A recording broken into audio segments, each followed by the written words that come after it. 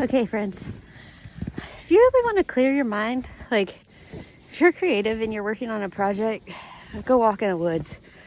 I can't tell you, I've made a couple of these videos because like I just got so much, like everything is so clear and I got a bunch of ideas to share with you, maybe some tips or motivation. Maybe this will help you. Yes, I like hiking in the snow. If you watched my last video, it's like 6 degrees out here, and I'm out here on my trails, which is what I wanted to talk to you about, because I think one of the number one reasons why people fail at their goals is because they quit too soon. And what do I mean by that? We live in a world that's all about like instant gratification, instant like, instant shares. Like, I have my groceries delivered. Like, sorry, I like climbing over trees that have fallen.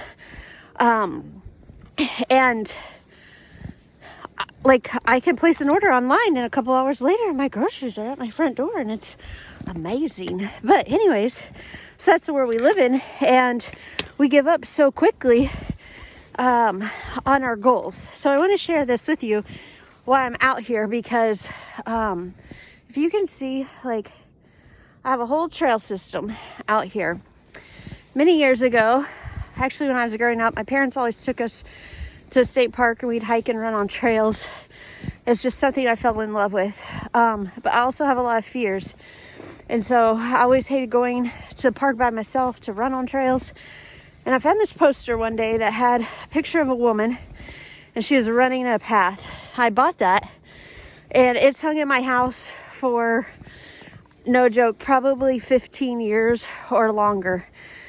And I just always kept looking at that and saying, my goal is that one day I'll own enough land that I can have my own trails. I can walk out my back door and I'll just be able to run, hike, do whatever I want to do.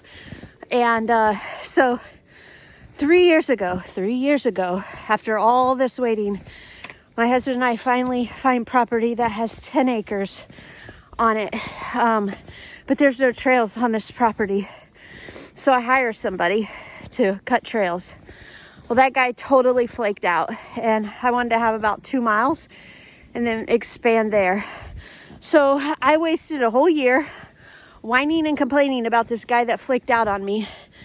And finally, last summer, I decided I was going to cut trails by myself. Now, I never cut trails by myself. Nobody's taught me how to do it. And my dad, like, he gave me a lot of advice. And so what I just started doing is I'd find deer trails, something that was already open a little bit. And I would just follow a deer trail, and I'd get, like, I guess big hedge clippers, and I would just cut away the sides so to kind of widen that trail. And then what I would do is I would take a weed whacker. I'd haul a weed whacker back on the trails, which in itself is a lot of work. You don't realize how heavy a weed whacker is until you have to start carrying it a couple miles. So I'd haul it out and I'd start weed whacking the ground. And then after I weed whacked it, I would have to, there was a lot of like trees that were fallen or really big limbs. Like, it was just very cluttered and a lot of just stuff that wasn't supposed to be on the trail. And so I would just drag everything, and I would be strategic. So I drag everything in a certain area to the same pile, because if I wanted to cut trails somewhere else, it would save me time later. And then my last stages is there are big trees that I just couldn't drag or pull, and so I'd have to have my husband come out with the chainsaw and then cut those trees, and then I could help like move or roll the logs away. Now, I worked on this all summer, and my goal was to hit around 2 miles of trails. And I didn't go out and work 8 hours a day, because I don't have that. I work a full-time job. I own my company. I write books. I speak, all that stuff. But almost every night I would go out for an hour. I'd set my watch for an hour, and I would cut trails for an hour.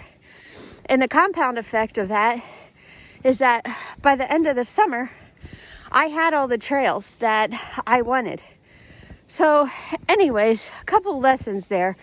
One, don't let using, like, you don't know how to do something prevent you from doing something. Just get out there and start. Like, I'm so proud of my trails. Like, I'm glad that guy, like, just that contractor quit calling us or didn't show up, because now when I'm out on the trails, I know that I'm kind of lost right now, but I know that I was the one that did all that work. It's very satisfying too. I've been working on that dream for years, maybe even decades, but I never lost sight of what my goal was. And 3 is we don't have big chunks of time, so be okay with 15 minutes. I am way off my trail. Be okay with 15 minutes or 30 minutes or an hour, whatever it is, and focus on that day getting done whatever you can, and then the next day build some time. The other thing that I want to share with you too is thinking about the long term is, if I would not have done that, if I'd have just kept complaining that this guy didn't show up, woe is me, today when I have over a foot of snow on my trails and I love to snowshoe, I would not be able to go out and snowshoe because I wouldn't have any trails, and then I'd be sitting inside complaining, wishing that I had my trails. So anyways, I hope you learned something from those lessons and can learn from thinking long term, focusing on the compound effect, and taking action. Okay, friends, I'll talk to you later.